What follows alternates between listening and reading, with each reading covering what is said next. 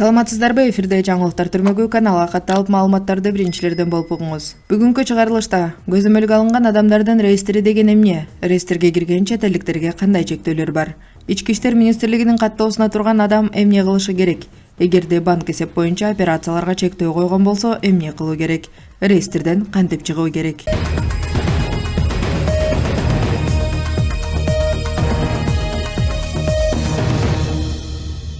Урматтуу Москва шаарындагы мекендештер, жердештер, эгерде сиздердин документиңиздердин мөөнөтү бүтүп, Москва Казакстан кирди чыкты кылуу үчүн тажрыйбалуу айдоочуларды издеп жаткан болсоңуздар, анда мен сиздерге Бакыт агамды сунуштайм. Андыктан Бакыт агама чалыңыздар, номерин экранга жазып койдум. Алсуунун атынан, Алсу Рустамованын атынан деп барсаңыздар, сиздерге жолго чыгуучу документтериңиздерди бекер кылып берет, байке? Ооба. Токтоңуздар да. Андыктан баарыңыздарга ак жол, аман эсен барып келиңиздер.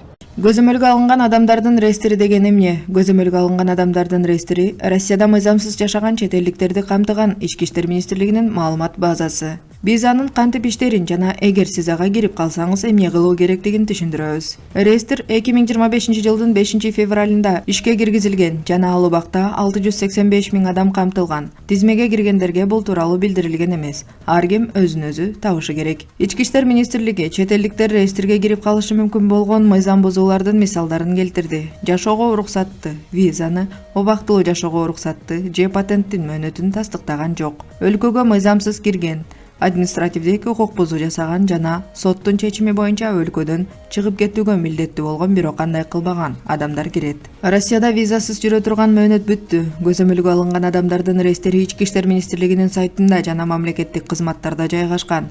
Бул тизме жалпыга ачык. Демек, ага каалаган адам кире алат. Анда кимдир бирөөнү табуу үчүн анын туулган күнүн жана паспорттук маалыматтарын киргизүү керек. Тизме күнүнө 4 жолу жаңыртылып турат. Реестрге кирген чет элдиктерге кандай чектөөлөр бар? Реестрдеги адам банк картасын толук колдоно албайт, унаа айдай албайт. Чектөөлөр жашоонун ар кандай аспектилерине тиешелүү. Мисалы, финансы. Банктар мыйзам боюнча көпчүлүк кызматтарга жетүүнү чектөөгө милдеттүү. Кардардын эсептери бөгөттөлбөйт. Бирок карта менен туум, салык жана камсыздандыруу төлөмдөрүнөн башка эч нерсе төлөө мүмкүн эмес. Ошондой эле чектөөлөр турак жай коммуналдык кызматтар үчүн төлөөгө тоскоол болбойт. Сиз өз эсебиңизден айына 30 000 рубльга чейин гана ала аласыз. Өлкө боюнча саякаттоо Ички иштер министрлигинин уруксатысыз башка аймакка чыга албайсың, жада калса башка батирге да кете албайсың. Кыймылсыз мүлк. Турак жайды сатып алууга жана ага менчик укугун каттоого тыюу салынат. Авто, унаа сатып алуу, колдонуу, каттоо, айдоочулукка бөлүк алуу мүмкүн болбой калат. Бизнес, юридикалык жакты же жеке ишкерди каттоого мүмкүн эмес.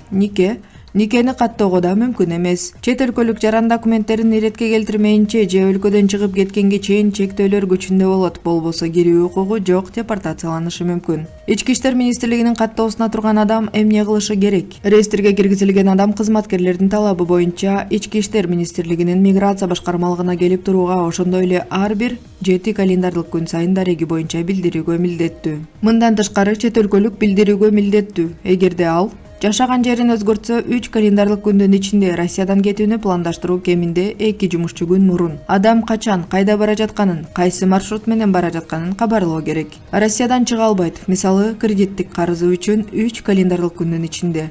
Сиз билдирүүнү мамлекеттик кызматтар аркылуу же өзүңүз жашаган аймактагы Ички иштер министрлигинин миграция башкармалыгына тапшырсаңыз болот.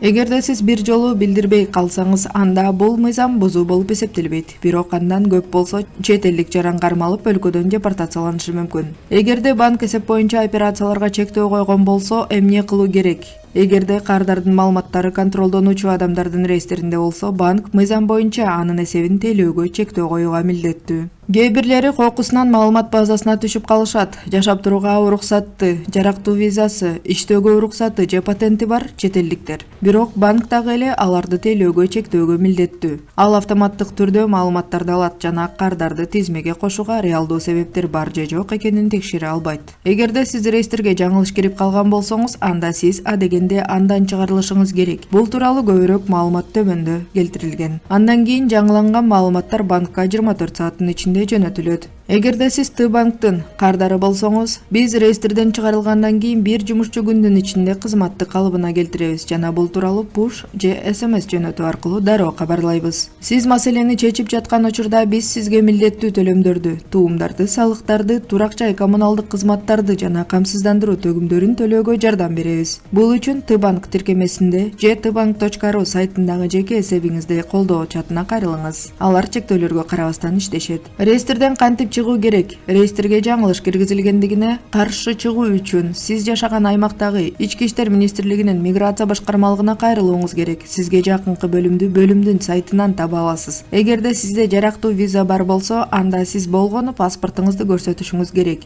Башка учурларда сизге жашоого уруксат, убактылуу жашоого уруксат же патент керек болсо, Армениянын, Беларустун, Кыргызстандын жана Казакстандын жарандары өздөрү менен бирге россиялык кардар менен эмгек же жарандык укуктук келишимди алып келиши керек. Сиздин маалыматыңызды Ички иштер министрлигинин кызматкери текшерет. Ката чыкса, ал сизди тизмеден алып салууну суранып отчет жазат. Сизди эмне себептен реестрге киргениңиз жана андан качан чыгарыла турганыңызда Ички иштер министрлигине билдирилет. Кабарлар официалдуу МВД Россия сайтынан алынды.